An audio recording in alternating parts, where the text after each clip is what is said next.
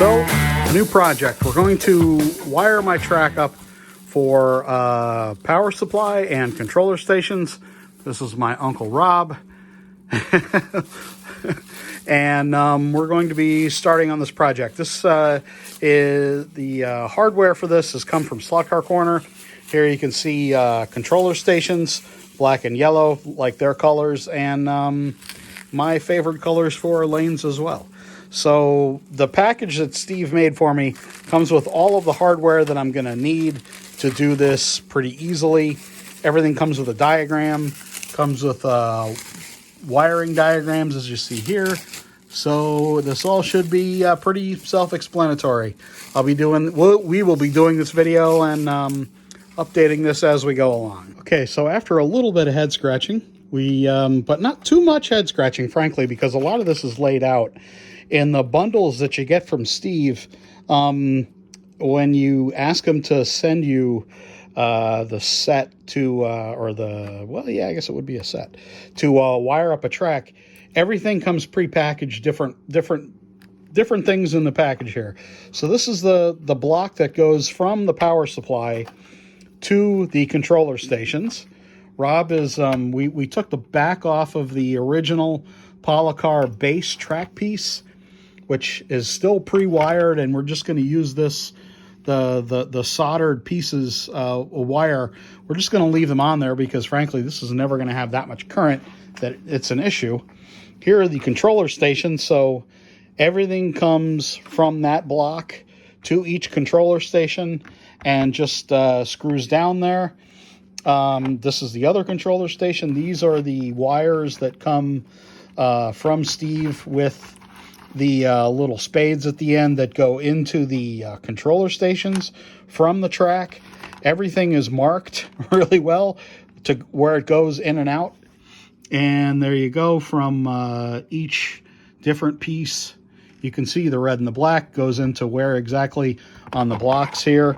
So it looks like a bit of a mess now, but actually this makes a lot of sense, and it's pretty easy to understand once you figure it all out. Takes a little bit of head scratching, but frankly not all that much. So just to show you all again, we've decided to reuse the Polycar start track piece just because it's already soldered with the lanes. We've decided that this is lane 1, positive and negative, already soldered on. Lane 2, positive and negative, and I've hogged out the sides of the track so I can get so we can get the wire under the track as well. And we're going to start connecting wire here at some point. The official soldering has commenced. We got flux from 1960 here. No corrode. By the M.W. Dunton Company of Providence, Rhode Island. Are they in business still? I don't know. Probably went out of business. Probably not. 60 years ago. You could get the same thing from China, except it's not as good. What we decided to do may not look as elegant as what people might like, but we decided to just use the wire, like I said before, that was already pre-soldered to the track connection piece, just to make our lives a little easier. Yes, this wire that comes on the track is very, very thin, but this wire that comes from Steve is, on the other side of things, very, very thick. So we think it's adequate. We're not running really high power cars here. We like to do expediency here in the Livingston family. And we're going to wrap the connections here. And we have the lead wires here soldered on. That's what we just did. And we got a lot of the battle done, sort of. We're reusing the terminal track from the Polycar track, as I said. I've made little notches in the track so I can get the wires out nice. And so I'm going to cover this back piece with the original piece of track that you get from Polycar here. What I'm going to do, though, is I'm going to cut along here and then reuse this panel to cover up those wires on the back so the wires are nice and protected. So there we go. Going to cut it off now and then screw this piece back down on there and move on to the next step. Here we have our terminal track. I've covered over the wires Nice, and for those of us that are a little OCD or a little more OCD, so now we have our track piece, and it's covered, it's soldered together, making great connection. These wires will go to the controller stations, the terminal block for the controller stations, and then the wires go from, which are right here, that go to the power supply and to the controller stations in between. But there we go, guys. This is most of the battle right here.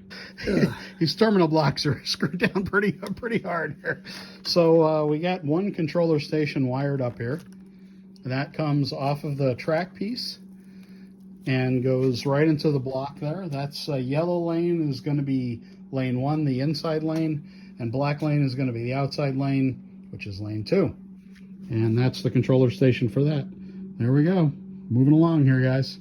Controller stations are hooked up. We're screwing down the terminal blocks, and then the wires here go out to the power supply, which will sit right about here. And basically that's it. Going to be putting cars on the track here in a second. So this is power supply I'm going to be using. This is one I got from LEB. Doesn't have a ton of power, but it's got more than enough for my use. Only 5 amps. Look, we're just running fairly low voltage cars here, or low amperage draw cars, and it's only 2 lanes. Plenty of power. I think the power supply was about $50 or $60, and hooked the terminals up there for the little pigtails that are right there. They go right on here. We're going to unbox this guy now and plug it in. All right, so trust me, this is all rigged up very well, even though it's kind of scattered. But anyway, so here's the blocks all screwed down. First time. Power's on. You can drive that. You can really get the power through it.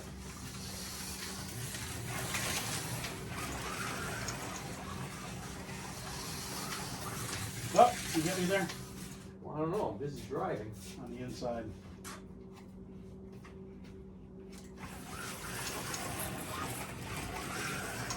Porsche 914. Mm-hmm. Wheels. So here we go, guys. It's already hooked up, and 2 drivers finally, with a good power supply and good controllers. There we go.